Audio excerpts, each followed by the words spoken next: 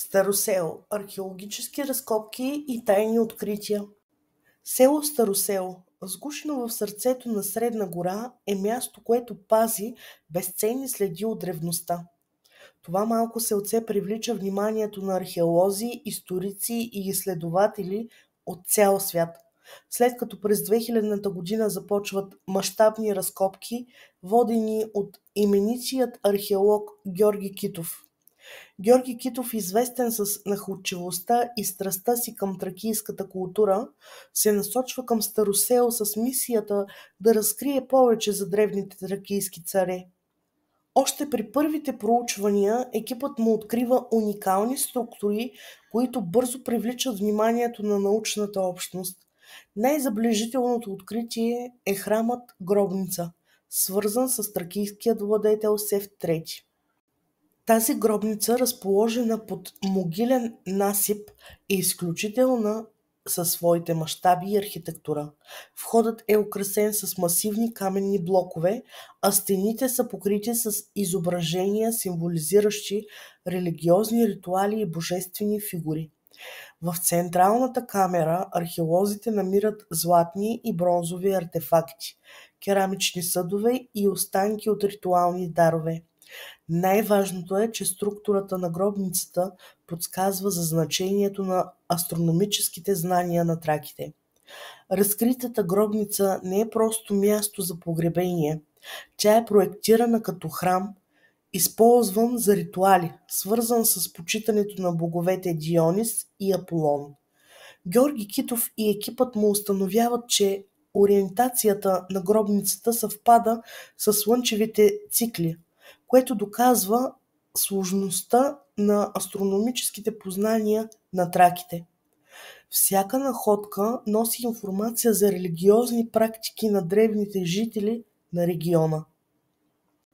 Сред намерените предмети се отличават златни венци, символизиращи царската власт, бронзови съдове с изящни орнаменти и керамика, използвана в ритуалите.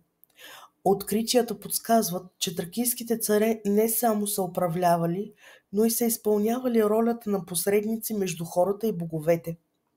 Георги Китов остава завинаги свързан с Старосело. Неговият метод на работата, макар и често критикуван, довежда до разкрития, които поставят България в светлината на световната археологическа сцена. Китов описва откритията като доказателство за високо развитие на тракийската култура и изтъква, че Старосел е бил важен религиозен и политически център в древността. След първоначалните успехи, разкопките в региона на Старосел продължават.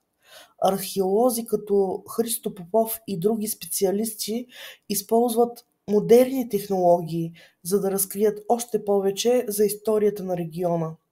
Те откриват следи от древни селища, които показват, че траките са изградили сложни обществени структури. Сред новите открития са и останки от водоснабдителна система, която доказва инженерните умения на древните траки. Тези системи са осигурявали вода за ритуалите в храма, което още повече подчертава значението на Старосел като култов център. Днес Старосел е място, което привлича туристи и изследователи от цял свят.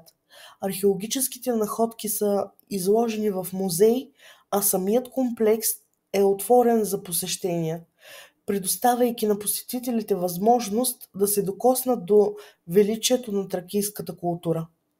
Историята на Старосел ни напомня, че миналото не е само спомен, а извор на знания и вдъхновение. Благодарение на хора като Георги Китов и неговият екип, днес можем да се гордеем с богатото наследство на нашата земя. Абонирайте се за канала и натиснете камбанката, защото историите продължават и тайните тепърва ще се разкриват.